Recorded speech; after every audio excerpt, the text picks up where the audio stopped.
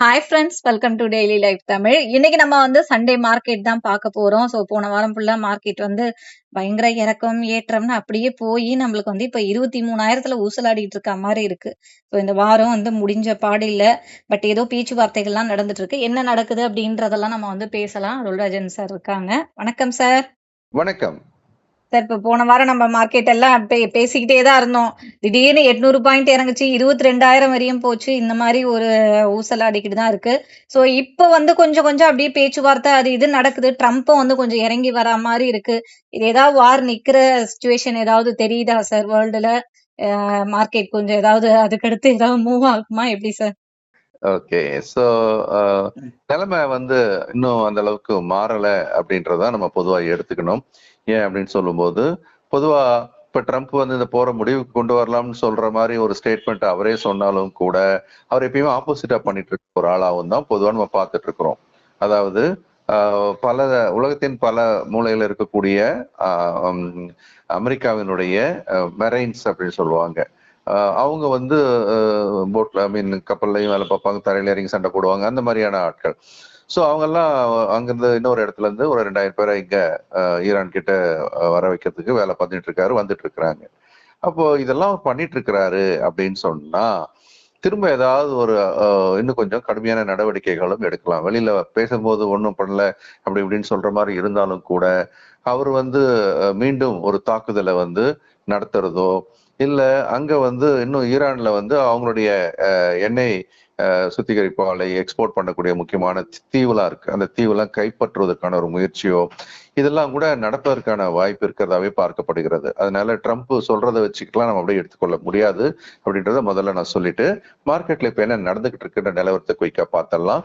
நிப்டியை பொறுத்த வரைக்கும் வாரத்தின் அடிப்படையில் அப்படின்னு பார்க்கும்போது 1.48% இறக்கம் அப்படின்றதும் 23,114 விலையில முடிஞ்சிருக்கிறத நம்ம பார்க்கிறோம். இந்த ரேஞ்ச் அப்படின்னு பார்க்கும்போது அது வந்து ஓரளவுக்கு இந்த இந்த வாரம் வந்து போன வாரத்தை ஒப்பிட்டு பார்க்கும்போது கொஞ்சம் தாக்கு பிடிச்சிட்டு நிக்கிறதா பாக்குறோம். ஏன்னா வாரத்தின் 3 நாள் திங்கள் செவ்வாய் புதன்ல கொஞ்சம் ஏறிச்சு. ஆனா வியாழக்கிழமை என்ன ஆயிடுச்சு, டம்முன்னு விழுந்துச்சு. அப்ப விழுந்ததுக்கான ஒரு முக்கியமான காரணம் அப்படின்னு பார்க்கும்போது அன்னைக்குதான் இஸ்ரேல் வந்து ஈரானுடைய முக்கியமான எரிவாயு தளத்தை வந்து தாக்குறாங்க. அது வந்து கத்தார் கூட வந்து ஷேர் பண்ணக்கூடிய ஒரு கடல்ல இருக்கக்கூடிய ஒரு இடம். ஸோ அந்த இடத்துல ஈரானுடைய பகுதியை இஸ்ரேல் தாக்குன உடனே நம்ம ஈரான் என்ன பண்ணாங்க, கத்தாரோட அந்த அந்த எரிவாயு தளத்தை தாக்குனாங்க. இது மூலமா என்ன நடக்குதுன்னா, உலகிலேயே மிகப்பெரிய ஒரு எரிவாயு உற்பத்தி பண்ணக்கூடிய ஒரு தளத்துல பெரிய பாதிப்பு ஒன்று ஏற்பட்டு இருக்கிறதா பாக்குறோம். ஸோ அதனாலதான் என்னாச்சு, அன்னைக்கு டப்புன்னு ஆயில் விலை எல்லாம் கடன் ஏறி போச்சு. குறிப்பா பிரண்ட் குரூட் எடுத்துக்கிட்டீங்கன்னா அன்னைக்கு $119 வரைக்கும் தொட்டுட்டு இப்போ ஒரு $107 பெர் பேரல் அப்படின்ற விலையில வியாபாரம் ஆயிட்டு இருக்கு. ஸோ இது வந்து ஒரு நல்ல விஷயம் அல்ல. ஏன்னா இது வரைக்கும் அப்படின்னு பார்க்கும்போது கச்சா எண்ணெய் விலை கட்டுப்பாட்டுல கொண்டு வந்தாங்க. கிட்டத்தட்ட அது $100 கீழே கொண்டு வந்தாங்க, 90 92க்கு கொண்டு வந்தாங்க. ஆனா இப்ப திடீர்னு என்ன ஆயிடுச்சு, மீண்டும் ஒரு பெரிய அளவுல ஒரு ஜம்ப் அடிச்சது, 100க்கு மேல ட்ரேட் ஆகுது அப்படின்றது ஒரு நல்ல விஷயம் அல்ல. குறிப்பா இந்தியாவை பொறுத்த மட்டும். இந்தியாவுக்கு 80% இறக்குமதி தான் பண்றோம். இது வந்து ஒரு மோசமான ஒரு நிகழ்வாக இந்தியாவுக்கு பார்க்கப்படுகிறது. அதே சமயம் இந்தியாவுக்கு இன்னும் ஏது மோசமான நிகழ்வா இருக்கு, டாலருக்கு எதிரான ரூபாயின் மதிப்பு கடும் வீழ்ச்சி அடைச்சிருக்கு. $93.71. நினைச்சு பாருங்க. இதெல்லாம் கொஞ்சம் சில மாசத்துக்கு முன்னாடி பாத்தீங்க அப்படின்னா எங்க இருந்தது, $82 இருந்தது ஒரு டாலர். இப்ப எங்க போயாச்சு, $93.71 போயாச்சு. அப்போ ஒரு ஒரு முக்கியமான விஷயம் என்னன்னா, நம்ம ஆயில இறக்குமதி பண்ணும்போது முன்னாடி $62 $63 இறக்குமதி பண்ண அதே கச்சா எண்ணெய இப்ப $107 $110 நம்ம இறக்குமதி பண்ண வேண்டிய கட்டாயத்தில் இருக்கிறோம். அதை தாண்டி டாலரின் மதிப்பு, டாலருக்கு எதிரான ரூபாயின் மதிப்பு வீழ்ச்சி அடைறதுனால முன்னாடி நம்ம ஒரு டாலருக்கு $82 கொடுத்தது போய் ஒரு டாலருக்கு எவ்வளவு கொடுக்க வேண்டியிருக்கு, $93 கொடுக்க வேண்டியிருக்கு அப்படின்றத நம்ம பாக்குறோம். அப்ப என்னாச்சு, ஒரு பேரல் நம்ம இம்போர்ட் பண்றோம்னா அதுவே கிட்டத்தட்ட நம்ம எக்ஸ்ட்ராவா ஒரு $45-50 கொடுக்க வேண்டிய இடத்துல இருக்கிறோம். கூடவே ஒரு டாலருக்கு $10 எக்ஸ்ட்ராவா கட்ட வேண்டிய இடத்துல இருக்கிறோம். அதனால என்ன ஆகுது, நம்மளோட இம்போர்ட் காஸ்ட் வந்து இன்னும் அதிகமாகிறத நம்ம பாக்குறோம். இப்ப பாத்தீங்கன்னா பிரீமியம் எரிபொருள் எல்லாம் வந்து விலையை கூட்ட ஆரம்பிச்சிட்டாங்கன்னு உங்களுக்கு தெரியும். அடுத்து இப்ப இந்த நிகழ்வு அப்படின்றத நம்ம எடுத்து பார்க்கும்போது செக்டார்ல எல்லாம் எதெல்லாம் பெரிய அளவுல பாதிக்கப்பட்டிருக்கு அப்படின்னு பார்க்கும்போது ஃபர்ஸ்ட் கொஞ்சம் நல்ல விஷயத்தை எடுத்துப்போமே. இதெல்லாம் வந்து கெயின் ஆகக்கூடிய இடத்துல இருக்குது. பெரும் வீழ்ச்சி அடைந்து கொண்டிருந்த சில முக்கிய செக்டார்கள்ல வந்து ஐடி செக்டார் பெரும் வீழ்ச்சி. அது கொஞ்சம் அந்த வீழ்ச்சியில இருந்து கொஞ்சம் தப்பிச்சு நிக்குது. அதே மாதிரி ஆட்டோ செக்டாரும் வந்து ஆக்சுவலி ஆட்டோ செக்டார்ன்றது மிக வலிமையான ஒரு செக்டாரா இந்தியாவை பொறுத்த வரைக்கும் இன்னும் இருந்துட்டு தான் இருக்கு. ஆனா அதுல வந்து எஃப்ஐஸ் உள்ள பூந்து கட நிறைய வித்தாங்க. வித்ததுனால விழுந்துச்சு. இந்த வாரம் கொஞ்சம் அது ஒரு 2.2% ஒரு ஏற்றத்துல இருக்கிறத நம்ம பாக்குறோம். அதே மாதிரி மெட்டல் செக்டார் வந்து இருக்கிறதுலே பெஸ்ட் செக்டார்னா அதான் இப்போதைக்கு. நல்ல ஒரு ஏற்றம் இருந்த பிறகு ஒரு ப்ராஃபிட் புக்கிங்ல கண்ணா பின்னான்னு திரும்ப இறக்கி விட ஆரம்பிச்சாங்க. ஆனா அது ஒரு ஏற்றத்தினுடைய இறக்கம் தான். ட்ரெண்ட் வைஸ் இன்னும் ஸ்ட்ராங்கா இருக்கிற செக்டார் எதுன்னு கேட்டீங்கன்னா மெட்டலை தான் சொல்லணும். அப்படி ஸ்ட்ராங்கா இருக்கிற இந்த மெட்டல் செக்டாரும் இந்த வீழ்ச்சிக்கு பிறகு மீண்டும் எழ ஆரம்பிச்சிருக்கிறது அப்படின்றது முக்கியமான விஷயம். அதே மாதிரி ஃபார்மாவும் கொஞ்சம் தலை தூக்க ஆரம்பிச்சிருக்கு. அதனால இப்போதைக்கு கவனம் செலுத்த வேண்டிய, அதாவது இந்த வாரத்தின் அடிப்படையில வந்து Nifty, IT, metal, auto, pharma இது கொஞ்சம் தலை தூக்கி நிக்கிறத நம்ம பார்க்கிறோம். அதே நேரம் அப்படியே அடி மேல அடி விழுந்து இறங்கிட்டே இருக்கிற செக்டார்ஸ் அப்படின்னு நம்ம பார்க்கும்போது ஏற்கனவே நல்ல லாபத்தை காமிச்ச ஒரு பிரைவேட் பேங்கிங் செக்டார்னா அதுதான் வந்து பெஸ்ட் பெர்ஃபார்மர்.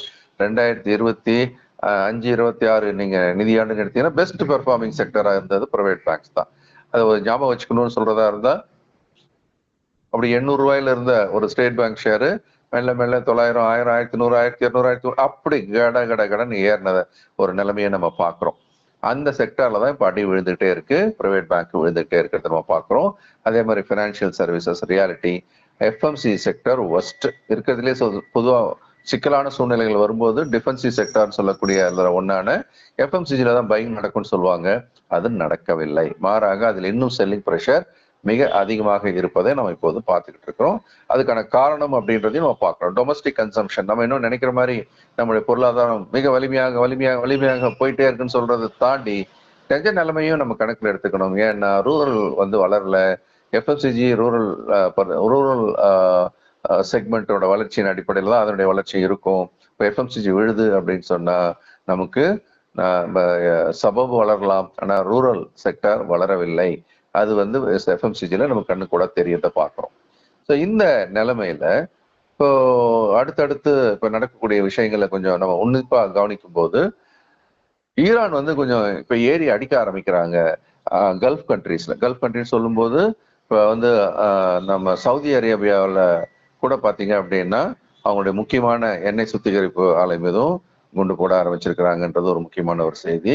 இந்த மாதிரி இன்ஃப்ராஸ்ட்ரக்சரை அடிக்கிறதுன்றது வந்து என்ன ஆகும், அது உடனே சரி பண்ண முடியாது. அது திரும்பி வர்றது கொஞ்சம் நாள் ஆகும். அதனால நமக்கு வந்து இந்த பொருளாதாரம் பாதிக்கப்படுவது என்பது சீரமைய நாட்கள் அதிகமாக எடுத்துக்கொள்ளும் அப்படின்ற ஒரு பயம் தான் இப்ப மார்க்கெட்ல இருக்கு.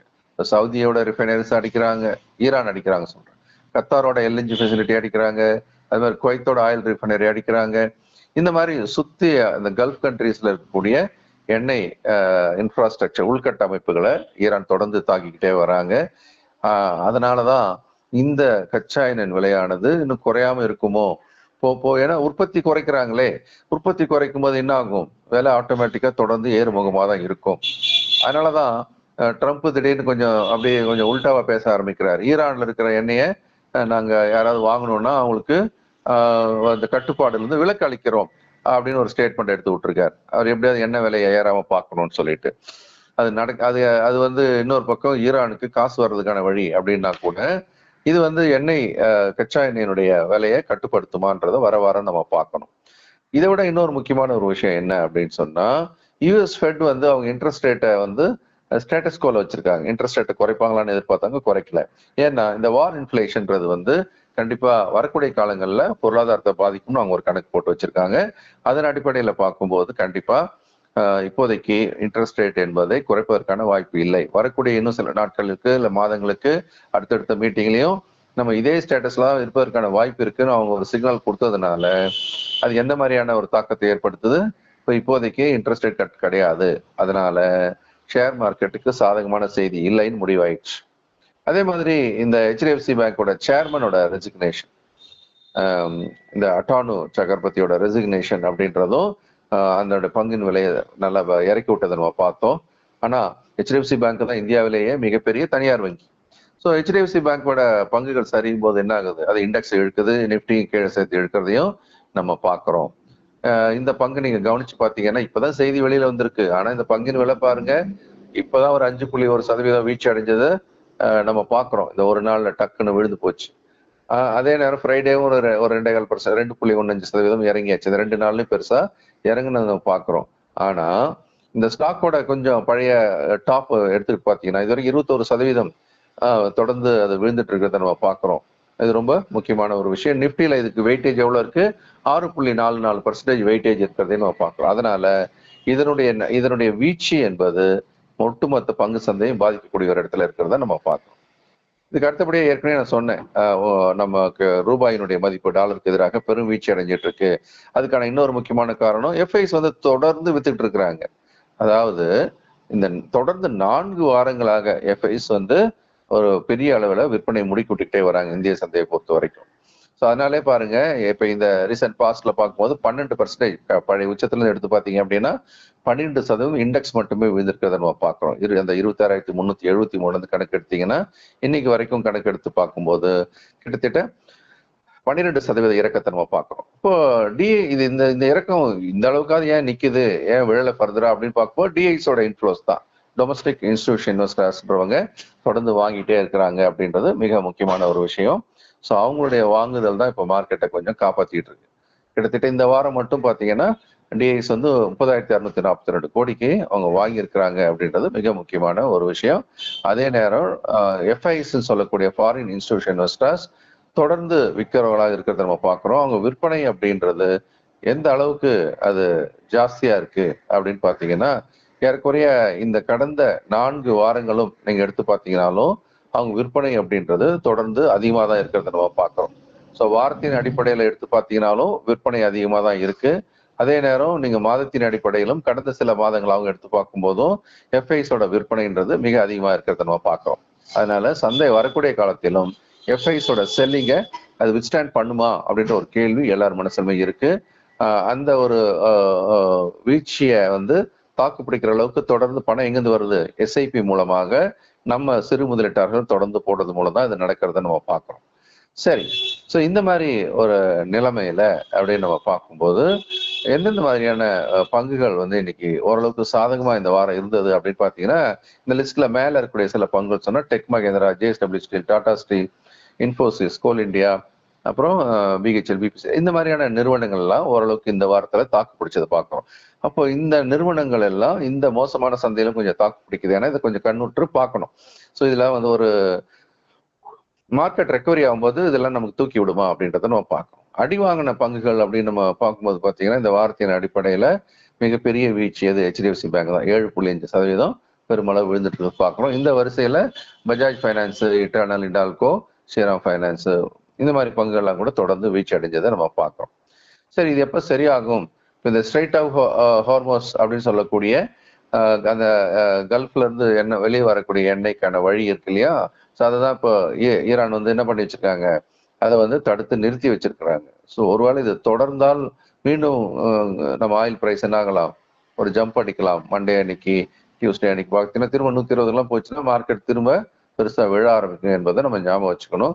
இந்தியாவை பொறுத்த வரைக்கும் அப்படின்னு பாத்தீங்கன்னாக்கா நமக்கு நம்முடைய அந்த விலைவாசி ஏற்றம் எப்படி இருக்கும்? ஒரு பேரலுக்கு $10 விலை கூடிக்கிட்டே இருந்துச்சு அப்படின்னு சொன்னா நம்ம இம்போர்ட் பில் எவ்வளவு கூடும் அப்படின்னு பாத்தீங்கன்னா 1,00,000 கோடி வருஷத்துக்கு. இப்போ வருஷத்துக்கு 1,00,000 கோடி $10 ஒரு பேரலுக்கு ஏறினாவே அப்படின்னு வச்சுக்கிட்டீங்கன்னா இப்ப இருக்கிற நிலைமையில எவ்வளவு ஏறி இருக்கு இல்லையா? நம்ம பொறுத்த வரைக்கும் $40 மேல ஏறினதை நம்ம பாக்குறோம். ஸோ இது வந்து இந்தியாவுக்கு மிகப்பெரிய ஒரு பலவீனத்தை இப்போது ஏற்படுத்தி கொண்டிருக்கிறது. இது எவ்வளவு சீக்கிரம் சரியாகுதோ நம்ம பார்க்கலாம். ஏன்னா ஈரான்ல இருந்து இம்போர்ட் பண்ணலான்ற ஒரு வசதியை அமெரிக்கா கொடுத்துருக்குறாங்க. ஸோ தட் இந்தியா முன்னாடி வாங்கியிருக்காங்க. அந்த வகையில இதை பயன்படுத்த முடியுமா அப்படின்றத பார்க்கலாம். இதனுடைய பிரச்சனை என்னன்னா இந்தியா மட்டும் இல்ல, இது உலகம் முழுக்கவும், அதே மாதிரி குறிப்பா யூஎஸ்லயும் அவங்களுடைய பணவீக்கம் சிபிஐன்னு சொல்லுவோம் இல்லையா, அது வந்து வர ஏப்ரல்ல வெளியில் வரப்போகுது. அது மிகப்பெரிய தாக்கத்தை ஏற்படுத்தலாம். அதிகபட்சமான ஒரு இன்ஃபிளேஷனை காட்டலாம் அப்படின்னு எல்லாருமே எதிர்பார்த்துட்டு இருக்கிறாங்க. கச்சா எண்ணெய் விலை ஏற்றம் என்பது வெறுமன பெட்ரோல் டீசல் விலை ஏற்றம் மட்டும் கிடையாது. அதை ஏற்றிக்கிட்டு சரக்கு வாகனங்கள்லாம் போகுது இல்லையா, அப்ப ஏத்துற சரக்கு எல்லாத்துக்குமே ஒரு இடத்துல இன்னொருத்துக்கு போகும்போது காஸ்ட் கூடுறதை நம்ம பாக்குறோம் அப்படின்றது மிக முக்கியமான ஒரு விஷயம் அப்படின்றத மனதில் வச்சுக்கணும்.